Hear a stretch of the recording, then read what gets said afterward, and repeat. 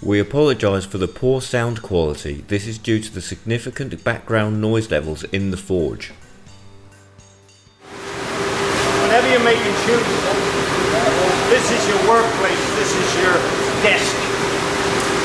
This is the place where you do your forging, not bending. And it's very important, especially when you're competing, to have these tools, this handle place, this workspace working for you. In this modern day we have people going around experts, right? They call it ergonomics, right? It's a fancy word in saying that everything should be suiting you at your workplace. A secretary at her desk typing. The computer or the pad should be a certain distance away from a body, a seat a certain height, a certain level. All these are geared to the efficiency of that person at a workspace. There's no difference between that and you guys working up the anvil. So therefore, we should be now, you guys familiar with this piece here. So therefore, when you're working daily, and what we used to do is forge shoes, right, that this be correctly positioned for you. Now obviously we've got a big guys and little guys, right, and some in between. So consequently, this workstation would alter and change to fit you as an individual. First and foremost, the anvil distance away from you. You can't have a big block because you can't get to it. So when you're standing at the anvil, and these are general guides, when you're standing at the anvil comfortable, you look down and your eyesight should drop right in the middle of that anvil. We know you step back, step forward, move around, but the central point, focal point, so you look down. Now obviously this has got to step underneath the anvil so you can get your toes. If it wasn't for that, this anvil would be too far away from me. That's number one. Number two is the anvil height, right? We've got different heights of guys here, right? So an anvil must be the right height for you to work on. Now remember, when you're working, you've got to get a maximum amount of work at a least amount of effort. Because if you were forging shoes all day long, right, the difference it means that either you go out for a pint at night or you sit in the chair and doze off, right? You may not realize this, but it's very, very important. So the anvil height should be the height when you're standing to it. You clasp your fist. That should be your anvil height, right? It's about half or 3/4 of an inch too low for me, personally. So that's a good guide for you. Obviously we've got good tall fellas, we've got short guys. And therefore the anvil height would change according to the man that's working at that anvil face. The reason these are important of anvil width and length is because of how it affects you when you're working all day long. Hammers. This is the second most important tool, right? Hammer weight. Some like a heavy hammer, some like a light hammer, some like in between. Whatever your preference or whatever job you're doing, the hammer is very, very important. But more important is the shaft. A lot of these shafts are thin down. The shaft should be fitting your hand. You'll lessen your fatigue if the shaft fits your hand correctly. Although you can adapt. But when you adapt, you're losing a certain element of you're having to compensate. So a good guideline for the shaft is the width.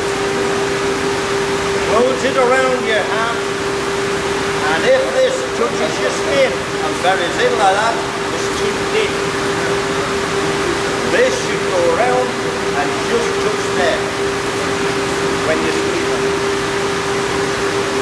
That's important because you end up doing this and you get a lot of fatigue in your hand. Controlling this is the essence of shoemaking. So we've got the weight and we've got the width of the shaft, the length. Not everyone's made perfect. Each and every one of you, the length from here to here changes. A guideline for that is to hand your hammer right in your palm, and this joint here, that is your length of hammer shaft.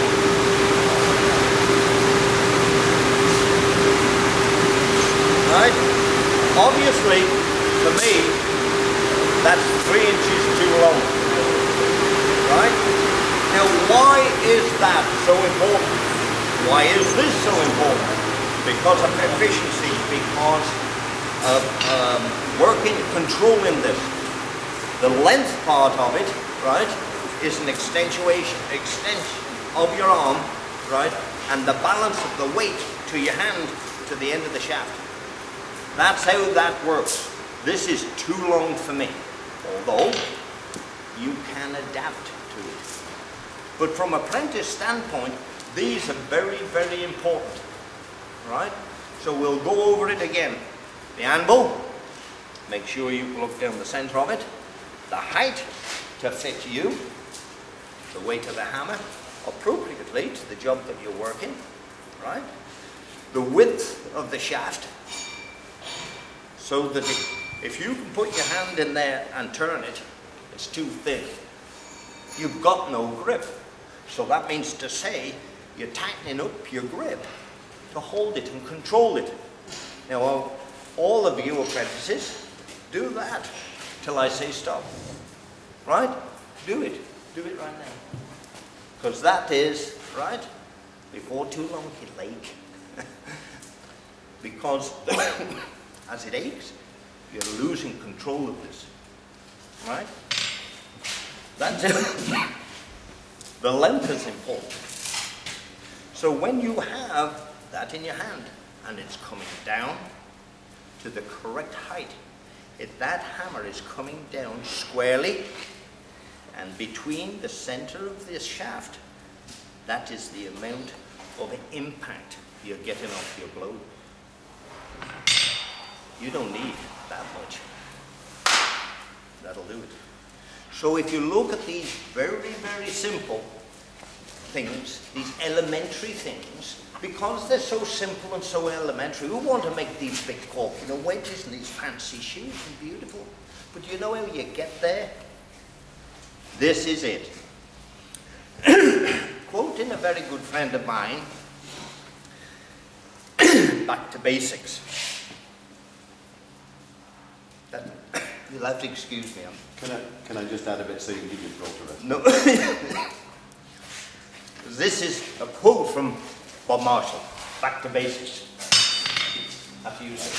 I'd just like to, that was excellent. I'd just like to add one thing, and I know there's a time element involved here, but I want one apprentice to just do something with me, right? And it'll take a couple of minutes. Grab a hammer, you go back an apprentice, right? Now what I want you to do is hold it in the most... Okay, go on then. Hold it in the most inefficient way, right? And that would be like that. And then tell me what starts to hurt. Just point like that, right? Right. Now it's starting to hurt here.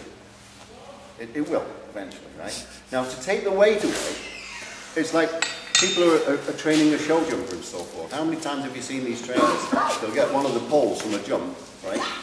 And they'll balance it,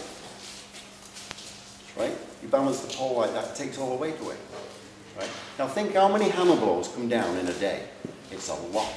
So if you can improve 50%, you're only half as tired, right? It's starting to hurt, isn't it? Now all I want you to do is, no, keep it there. Right? Now listen, now just do that and tell me when it feels better, right? It's still there though, isn't it? Now bring it there. Now it feels like nothing at all. Now bring your elbow in. Now, and then now bring it down to the area that feels comfortable, the length. Right? Like that. Right? So you want to be holding it around there like that. So now, you're there like that. Now it's loose. Okay? Now, bring your thumb to your ear. There's your hammer swing. Because if you notice when Dave came through, he didn't come out like this, it came there. That thumb so close to your ear. Don't go like that because it hurts. So I've done that. But not twice in the same way. So that's it. But another thing too, when you've got all this working for you, I mean, I'm lucky. I've seen this guy work, and it's a pleasure to do what I'm doing now. It's so good for me, you wouldn't believe it. But when you get going, your adrenaline, positive adrenaline gets in, and an energy comes from the positive adrenaline. But to get a bit more power, if you look where your eyes are concentrated, that hammer is trying to find that spot. It will go through the steel, right?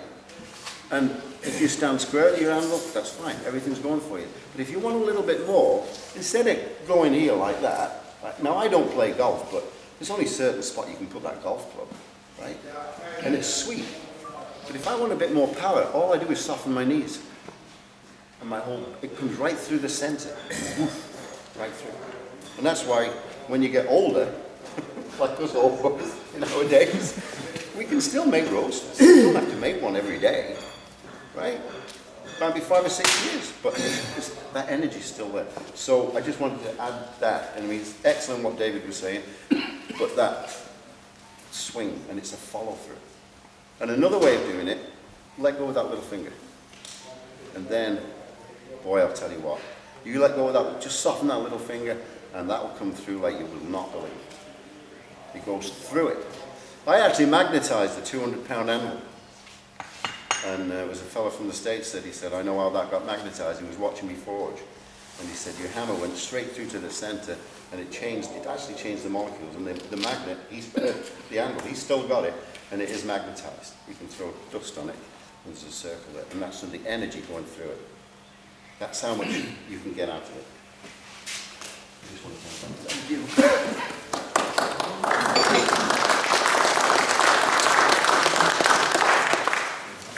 Just another little hint here. When you held that hammer like that, you went like this. Dave Willis said to me, I do have to thank you. So Dave Willis is a supplier of stores, hammer shafts. After I gave a training, everybody went like this. Cut the hammer shafts too short, and he had one business with new hammer shafts. Keep it out straight, like that. Don't do this. Short, see? Keep it out straight.